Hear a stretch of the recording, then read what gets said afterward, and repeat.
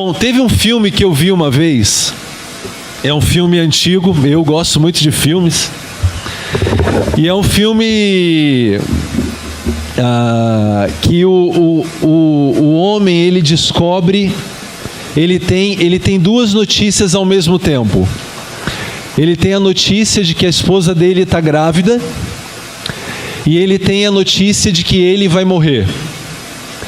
Ele está com uma doença terminal e ele vai morrer.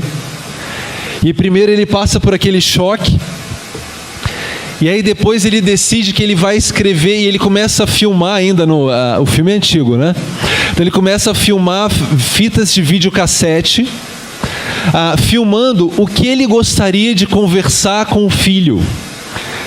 Para que o filho pudesse, ao longo da vida dele toda, olhar aqueles filmes, olhar aqueles vídeos e poder ter aquele contato. Então ele ensina o filho a fazer barba, fala, olha, isso aqui é quando você tiver 15 anos.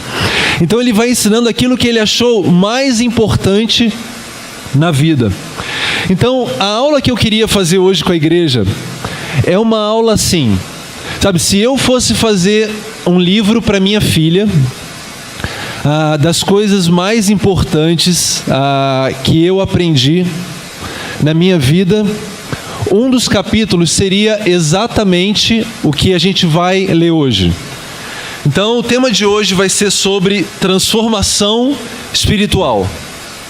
A gente vai chegando no final do ano. Essa semana tivemos lá a nossa igreja em casa. Na semana passada nós abrimos o nosso cofrinho com os nossos sonhos, né, de 2017 para 2018. E foi muito legal pensar que Deus realizou muitos sonhos, né? A gente colocou lá o sonho do crescimento, o sonho dos casamentos, o sonho da união. E foi incrível ver que Deus realizou praticamente todos os sonhos. Nem todos, tiveram alguns que ele não realizou, mas faz parte, né? A gente nem tudo realiza mesmo, mas muitas coisas são realizadas. E nesse papel de realizar sonhos, né, a gente está no final do ano e provavelmente agora a gente está fazendo a contabilidade, ou seja, a gente está vendo o que a gente realizou e a gente está ponderando sobre o que a gente quer realizar no futuro.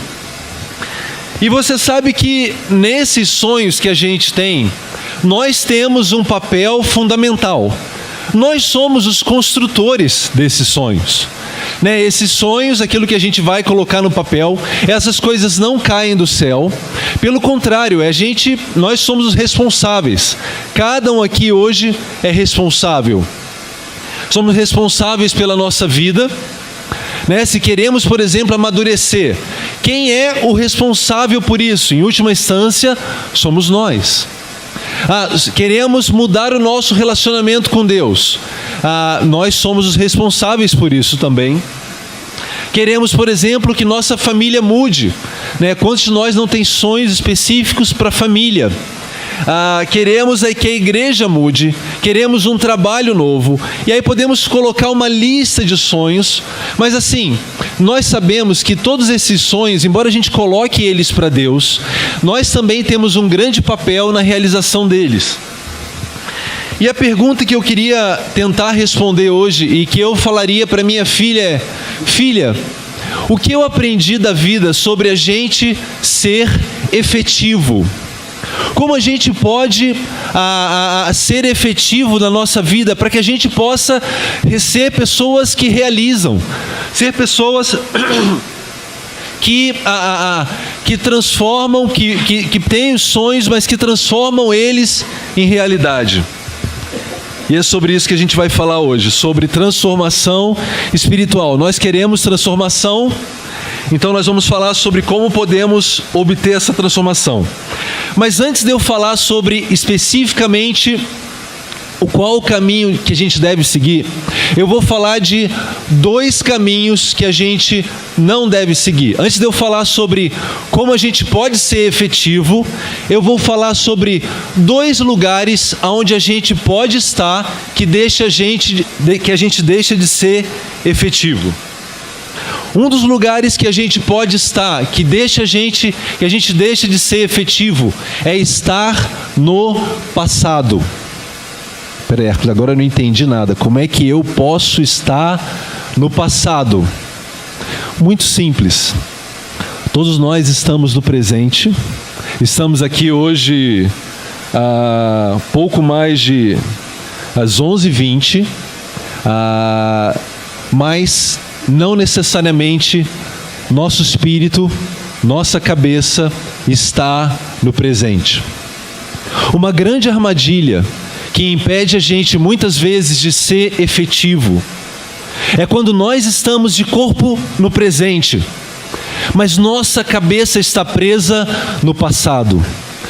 O passado ele pode ser sim uma grande armadilha para nos prender, para nos levar, para roubar a energia que a gente tem do presente. Sabe, nada acontece no passado diferente, nada acontece no futuro, as coisas só acontecem no presente. Mas nós podemos estar no passado. E quando a gente está no passado, o que isso muitas vezes produz? O que é estar no passado que eu estou falando? Muitas vezes tem a ver com a culpa. Ai, se eu tivesse feito aquilo. Ai, se eu tivesse tomado aquela outra decisão. E aí você passa o dia, passa a semana, passa o mês, pensando no passado.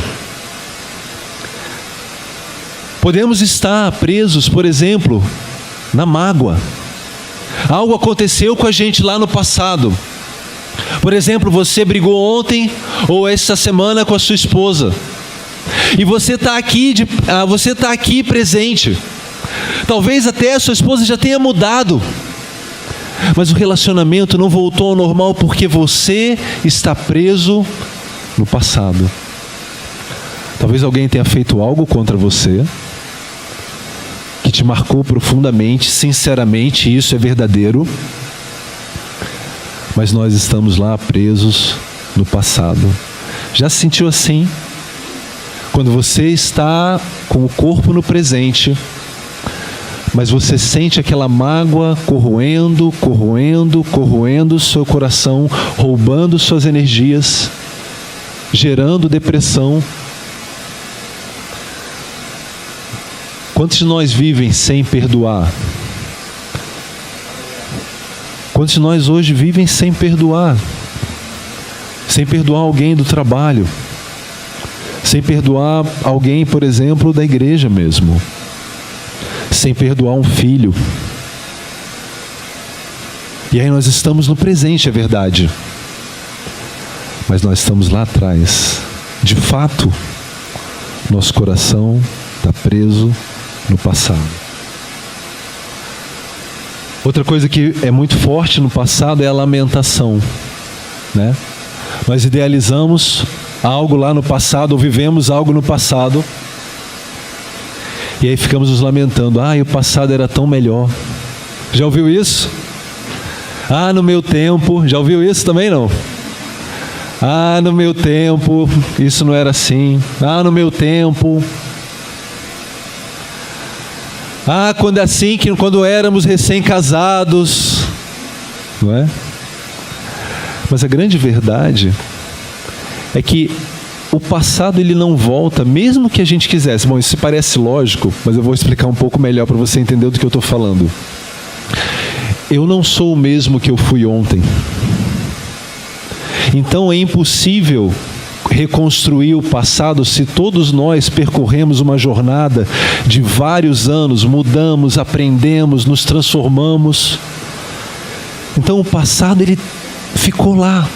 Mas quantos vivem se lamentando sobre o passado e fala, puxa vida, enquanto o passado, o passado. Vamos abrir nossas Bíblias em Êxodo, capítulo 16. Obrigado. Êxodo, capítulo 16.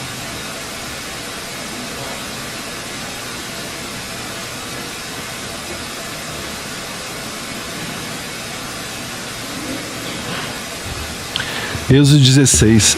Eu vou ler um pouco mais de passagens, então talvez eu vou citar e aí você anota. Mas Êxodo 16, versículos de 1 a 3 fala assim: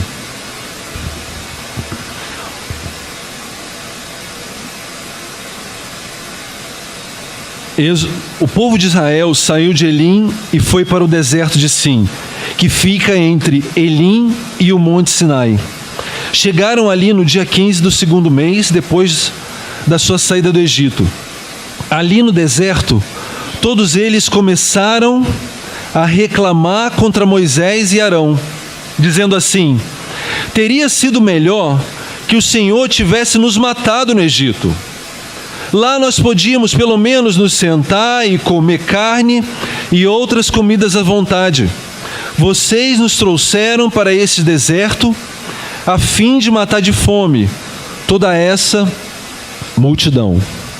Gênesis capítulo 19. Gênesis capítulo 19.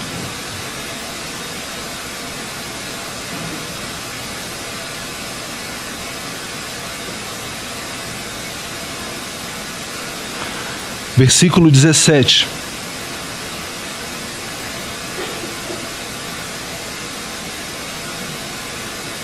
Isso aqui, Sodoma estava sendo destruída. Eu vou depois comentar o outro texto, mas Sodoma estava sendo destruída. Então os anjos disse a Ló: agora corra e salve a sua vida.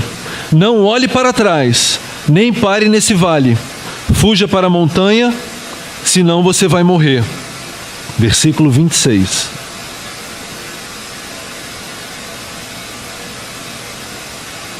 E aconteceu que a mulher de Ló olhou para trás e virou uma estátua de sal. É interessante a gente pensar o que estava acontecendo em Êxodo. Você já pensou o que estava acontecendo em Êxodo? Esses caras, eles estavam experimentando o poder de Deus. Os maiores milagres aconteceram. O rei do Egito, que era um rei completamente poderoso, e ele foi destruído, detonado por Deus, através de sucessivos milagres. No final das contas, eles estavam diante de um grande rio, e Deus vai e abre o Mar Jordão no meio, o Rio Jordão no meio. E eles atravessam em terra seca. Eles estavam a caminho de um lugar melhor. Eles estavam traçando um novo rumo. Obviamente, nem tudo é fácil na vida, como na nossa vida não é fácil.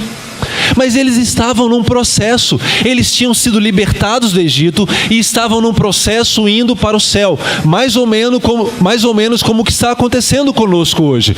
Nós somos libertados lá no batismo. E estamos indo a caminho do céu. Mas entre o batismo e o caminho do céu, a vida é fácil? Não. Tem um monte de coisas acontecendo, que talvez de coisas boas acontecendo, obviamente, mas também de coisas difíceis. Mas aonde estava o olhar dessas pessoas? Estava no presente. Eles estavam interessados em aprender o que eles tinham que aprender. Eles estavam interessados em mudar o que eles tinham que mudar, em pegar a visão de Deus e se transformar? Não. Eles estavam olhando para o passado. Ai, o passado seria tão melhor. Ai, pelo menos lá nós tínhamos que comer, beber. Quantos de nós já não olhou para o mundo dessa forma? Puxa vida, pelo menos eu não tinha compromissos, eu não tinha isso, eu não tinha aquilo. É um olhar, uma armadilha que prende a gente no passado. É interessante porque várias vezes isso aconteceu comigo. Muitas vezes no casamento, por exemplo, eu sou uma pessoa que tenho que uma das minhas fraquezas é a mágoa. É um daqueles pontos difíceis para mim. Então, para mim é muito fácil ficar magoado. Já foi mais fácil. Deus tem trabalhado, mas para mim é muito fácil ser magoado e guardar essa mágoa. E aí você vê que a pessoa já virou a página, ela já se arrependeu. Talvez ela não tenha feito todas as mudanças que ela precisa, como você também não fez, nem eu, mas ela já mudou. Ela já está num novo compasso, mas você está lá preso no passado. Então, o quanto é importante a gente o quanto Deus quer nos transformar. Sabe, Deus quer transformar a sua culpa em paz. Deus aceita você. Deus quer transformar você e Ele sabe exatamente o que nós somos. Sabe, Deus quer transformar a sua mágoa em perdão. Quer que você seja alguém que oferece perdão. Quer que você seja alguém que cure as pessoas. Não que aumente a dor delas, mas que cure elas. Que seja um ponto de cura. Deus quer que você transforme a sua lamentação em visão e fé. Porque tudo o que acontece conosco tem um propósito. Nossa vida não é por acaso, nossa vida não aconteceu numa roleta onde Deus ia escolhendo as vidas e colocando. Pelo contrário, a vida que nós temos hoje,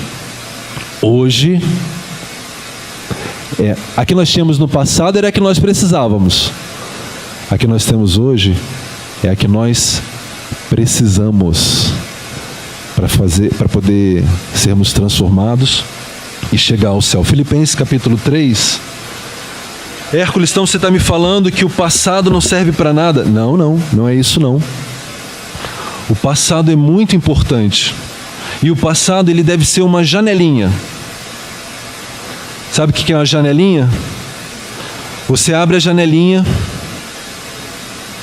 e aí você pode olhar o passado, você aprende o que você tem que aprender, você é grato pelas coisas que Deus fez, você tem um impulso de mudança vindo do passado, mas aí você fecha a janelinha e age no presente. Filipenses capítulo 3, versículo 13. 3:13. Fala assim. Vou ler o 12, que acho que até compõe mais. Não estou querendo dizer que já consegui tudo ou que já me tornei perfeito, mas continuo a correr para conquistar o prêmio, pois para isso já fui conquistado por Cristo Jesus. É claro, irmãos, que eu não penso que já consegui isso, porém uma coisa eu faço, esqueço aquilo que fica para trás e avanço para o que está na minha frente. Paulo era um homem que não ficava preso pelo passado. E aí você pode anotar na sua listinha aí 2 Coríntios 5:17, onde Deus fala que Ele já fez de nós nova criatura. E você pode anotar Atos 17:26, onde Deus fala que existe o tempo certo para cada coisa, que Ele marcou o tempo certo de cada coisa. Amém. Então falamos então um pouquinho de quem está preso no passado. Eu não quero ficar preso no passado, eu quero estar 100% no presente, que é onde a minha energia pode fazer boas ações. Vamos lá então, mas tem uma outra armadilha, que não é ficar preso no passado, é ficar preso aonde? No futuro. Muito bom. O futuro ele reserva outras prisões. Uma delas se chama ansiedade. Ai, o que vai acontecer? Ai, meu Deus do céu, o que vai acontecer? Não é assim? E aí você já está lá no futuro. E o pobre corpo está aqui abandonado no presente, rolando, vendo o dia passar. Medo, né? Ai, que desafio é esse? Como é que eu vou superar esse desafio? Ai, essa situação está muito complexa. Esse meu filho está me dando muito trabalho. Como é que eu vou conseguir transformar esse meu filho que hoje quebra tudo num discípulo? Né? E coisas piores. Às vezes a gente está falando sobre trabalho, às vezes a gente está falando... Eu estou falando assim, tentando ironizar para a gente rir um pouco, mas não é simples. De fato, não é simples, não é um aprendizado simples, porque a gente está muito preocupado com o futuro. E outra coisa também, que é uma grande armadilha do futuro, sabe qual é o nome dela? Tem um nome bem grande: procrastinação. Essa eu vou dar 2 minutos para você anotar, que é grande essa palavra. Que é, sabe o quê? Quando o futuro chegar, quando a igreja for diferente, eu me comprometo. Quando meu marido for diferente, eu vou servir. Quando meu filho for, quando tananã, quando. E aí eu fico adiando as minhas ações para um quando que talvez nunca chegue. E aí talvez eu perca toda a oportunidade que eu tenho de participar da construção. Mateus capítulo 25. Mateus capítulo 25.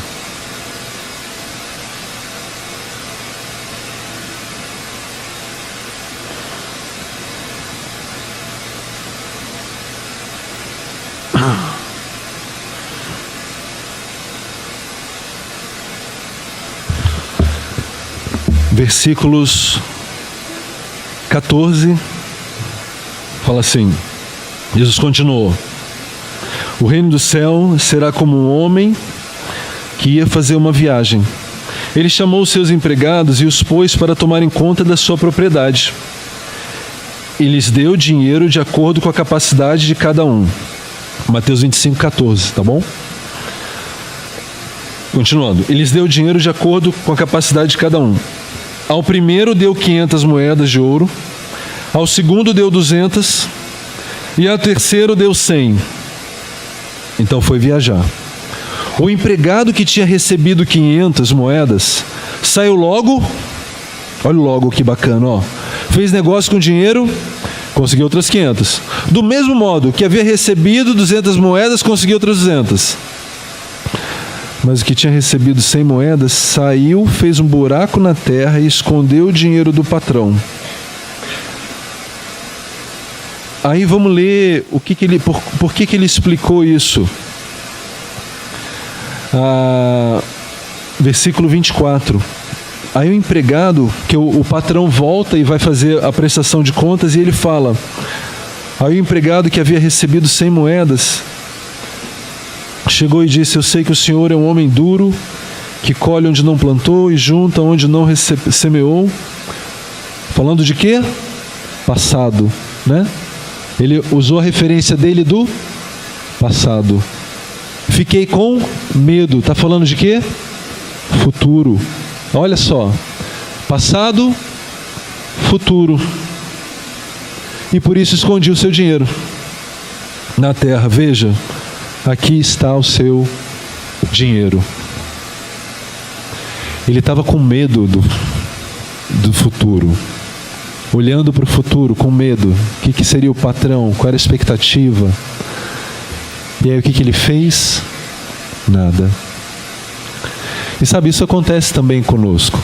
Às vezes nós estamos com uma grande situação complexa, que é complexa mesmo. Por exemplo, quando a gente vai falar sobre filho, sobre casamento, essas coisas elas não mudam assim, né? Não é como a gente olha na Bíblia, os milagres que acontecem de um dia para o outro. Às vezes, obviamente, existem coisas que acontecem de um dia para o outro, um milagre nessas áreas. Mas geralmente o que a gente está falando aqui é sobre construção. E a construção ela vai terminar o mais rápido, quanto mais rápido eu começar. Então você está dizendo, Hércules, que o futuro também é um lugar ruim? Não. Também a gente tem que ter na nossa vida uma janelinha de futuro. Que a gente abre essa janelinha e ela serve para quê? Serve para a gente olhar para o céu. Falar, puxa vida, Deus, pelo menos quando eu morrer, eu estou no céu. Serve para a gente planejar. Puxa, esse é o futuro que eu quero. Eu quero um casamento melhor. Eu quero que meus filhos sejam discípulos. Beleza, então eu já peguei lá as coisas que eu quero que aconteçam. Aí eu faço o quê? Fecho a janelinha. Por quê? Porque eu só posso agir no hoje. Aí, o que eu vou fazer sobre o meu casamento no hoje? Aí que está o grande passo. Qualquer coisa. Como assim qualquer coisa? Faça algo hoje. Faça algo hoje. Concentre as suas ações no hoje. Hoje é o dia de ser salvo. Hoje é o dia de você ser efetivo. A gente não precisa esperar a segunda-feira. Então, se eu tenho um filho que eu quero que ele seja melhor, então eu vou levar meus filhos para passear hoje. Então eu vou ter um tempo especial com meu filho hoje. Então eu vou ter um tempo especial com a minha esposa hoje. Então eu vou me concentrar no meu relacionamento com Deus, e eu vou ler, eu vou ler a Bíblia amanhã de manhã. Não, eu vou ler a minha Bíblia hoje, eu vou orar hoje, eu vou fazer algo hoje. E aí eu estou sim aonde eu tenho controle, aonde eu posso colocar a minha energia 100%, fazendo as coisas que realmente produzem mudança. Sabe o que produz mudança, irmãos? Sabe o que produz mudança, amigos? São as nossas ações. Obviamente, com o poder de Deus. Deus ama. A Bíblia fala que Deus tem um radar, que Ele fica olhando a terra e Ele fica procurando pessoas de boa vontade. Ele está procurando agora, Ele está procurando na igreja, Ele está procurando no Brasil pessoas que se levantam com boa vontade para fazer algo. Mas em última instância, somos nós, aqueles que precisam decidir agir. E a ação está no hoje. Nada acontece no passado ou no futuro, a gente só pode agir no presente. Aí eu queria ler sobre Neemias. Vamos lá em Neemias capítulo 1, que para mim é um grande exemplo de alguém que viveu isso que a gente está falando aqui. Neemias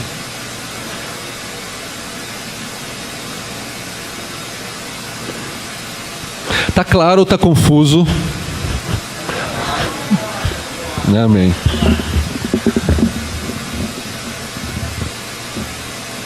Neemias capítulo 1.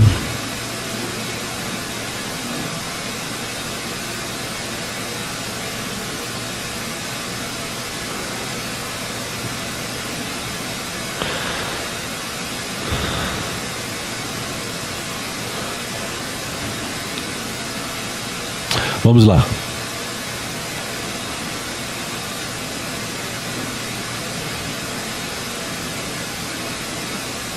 Essa é a história de Neemias, filho de Acalias, no mês de Quisleu, no ano 20 do reinado de Artaxerxes, rei da Pérsia. Eu, que me chamo Neemias, estava em Suzã, a capital do país. Versículo 2. Neemias 1, agora estou no versículo 2. Hanani, um dos meus irmãos, chegou de Judá com um grupo de outros judeus. Então eu pedi notícias da cidade de Jerusalém e de judeus que haviam voltado do cativeiro na Babilônia. Eles me contaram que aqueles que não tinham morrido e haviam voltado para a província de Judá estavam passando por grandes dificuldades. Contaram também que os estrangeiros que moravam ali por perto os desprezavam. Disseram finalmente que as muralhas de Jerusalém ainda estavam caídas e que os portões que haviam sido queimados ainda não tinham sido consertados. Quando ouvi isso, eu me sentei e chorei. Tá bom aí. Armadilha de quê? Passado, né? Olha lá, aquela comparação do passado. E o passado, Jerusalém era lindo, Jerusalém era incrível, Jerusalém era maravilhoso, os portões, os muros, o passado lá brilhante. Mas o passado como está? Destruído, tudo destruído, as pessoas dispersas. Uma grande armadilha do passado, de ficar na lamentação, de ficar na mágoa, de ficar na culpa. Será que se eu tivesse lá? Uma grande armadilha estava ali. E aí o que ele faz? Ele senta e chora. Mas vamos continuar no versículo 5. Vou ler de novo, 4. Quando eu vi isso, eu me sentei e chorei. Durante alguns dias eu fiquei chorando e não comi nada. E fiz a Deus essa oração: ó Senhor, Deus do céu, Tu és grande e nós te tememos. Tu és fiel e guardas a Tua aliança com aqueles que Te amam e obedecem aos Teus mandamentos. Olha para mim, ó Deus, e ouve as orações que faço dia e noite em favor dos Teus servos, o povo de Israel. Eu confesso que nós, o povo de Israel, temos pecado. Os meus antepassados e eu temos pecado. Como os nossos atos, temos pecado contra Ti e não temos obedecido aos Teus mandamentos. Não temos obedecido às leis que nos deste por meio de Moisés, Teu servo. Lembra agora do que me disseste a ele: se vocês, o povo de Israel, forem fiéis a mim, eu os espalharei entre as outras nações. Mas se depois disso vocês voltarem para mim, e obedecerem aos meus mandamentos, eu os trarei de volta para o lugar que escolhi para ali ser adorado, mesmo que vocês estejam espalhados pelo fim da terra. Senhor, esses são os teus servos, o teu povo. Tu os livraste do cativeiro com o teu grande poder e com a tua força.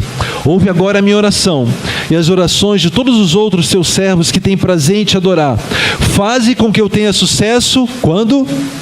Hoje. E que o rei seja bondoso comigo. Nesse tempo eu estava encarregado de servir vinho ao rei. Uau! Hã?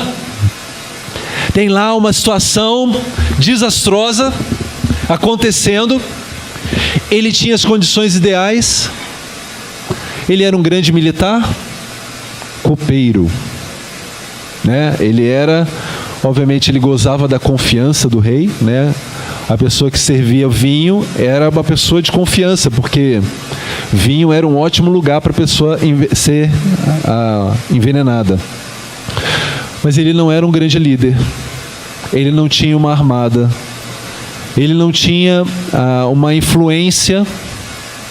Ele não tinha as condições perfeitas, que é o que geralmente a gente coloca no futuro, que eu vou agir quando eu tiver as condições perfeitas.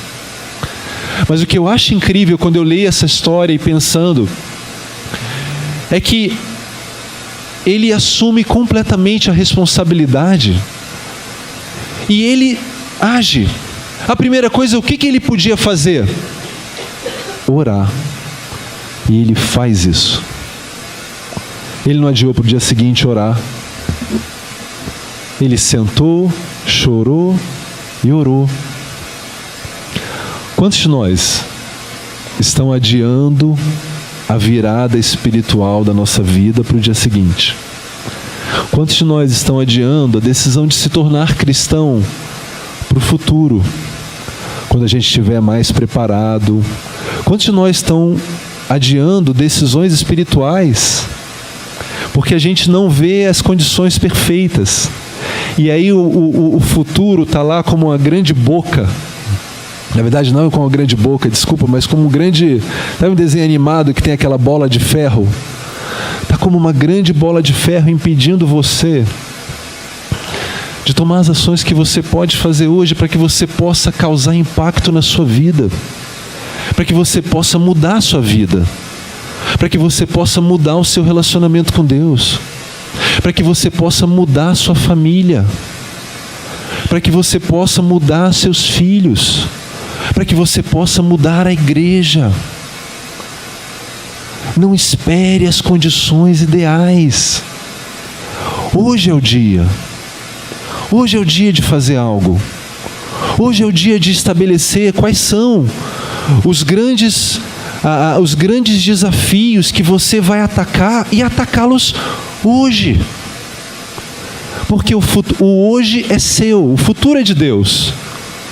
Mas o hoje é nosso, nós podemos fazer diferente. Sim, Neemias fez. E aí ele vai e conversa com o rei. Neemias capítulo 2. Versículo 1. O que eu vou contar aconteceu 4 meses mais tarde, no 20º ano do reinado de Artaxerxes. Um dia, quando o rei estava jantando, eu peguei vinho e o servi. O rei nunca me havia visto triste e por isso perguntou: por que você está tão triste? Você não está doente, portanto deve estar se sentindo infeliz. Então eu fiquei com muito medo. Lembra? Futuro. E futuro traz medo? Traz. E respondi: que o rei viva para sempre. Como posso deixar de parecer triste quando a cidade onde meus antepassados estão sepultados está em ruínas e os seus portões estão queimados? O rei perguntou: o que é que você quer? Eu orei ao Deus do céu e depois disse ao rei: se o Senhor está contente comigo e quiser atender um pedido meu, deixe que eu vá à terra de Judá, a fim de reconstruir a cidade onde os meus antepassados estão sepultados.